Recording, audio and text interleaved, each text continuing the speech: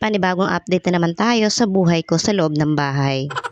Napakainit ng panahon kaya gagawa na naman tayo ng smoothie. Pero wait, ano na ang nangyayari dito sa malunggay ko? Natuyo na siya ng bongga at wala na rin kalaman-laman ng ref ko. Diba, let gagawin ko na lang siyang malunggay tea. Ito nga yung pakwa na sinimot ko. Kulang na lang ay pati balat ay kakainin, wag lang siyang masayang. Ilang araw na siyang nasa ref kaya malapit na siyang mapanis. Buti na lang talaga ay nag-request si Bunso ng smoothie. Pati ang saging na kinain niya isinama na rin. Napakahilig nga ng dalawa kong anak sa smoothie or shake. Kulang na lang pati Indian mango ay gagawing shake. Munti ka na rin mapagdiskitahan ang saging na saba. Sa susunod na grocery shopping at maalwan ako sa pera ay bibili na ako ng maraming evaporated milk. Kaya sa araw-araw kami bumibili sa tindahan. Sayang din yung matitipid na 2 piso. Nag-take over na si Bunso at atrabidahin naman talaga yan.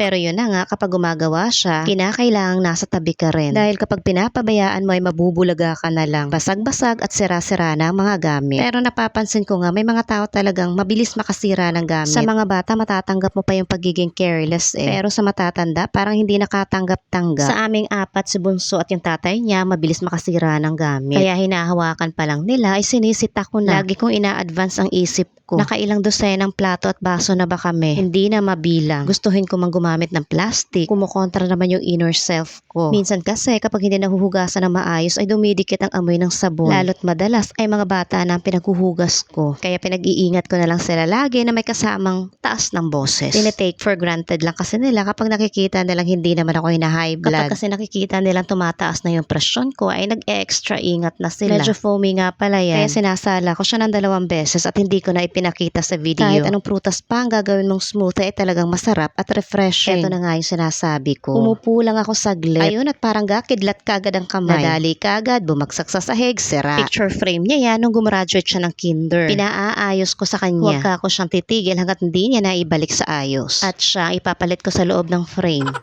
Kaya kumuha ng martilyo at screwdriver. Pinukpok-pukpok niya pa nga. Wala na talagang araw na walang nasisirang gamit sa loob ng bahay namin. Ikinain ko na lang yung init ng ulo ko. Nananahimik lang naman sana ang frame ay kinalabit pa. Nag-aayos siya sa tabi ko habang ako ay kumakain at hindi ko siya niyayakap. Kailangan ko talaga iparamdam sa kanya na jalit ako.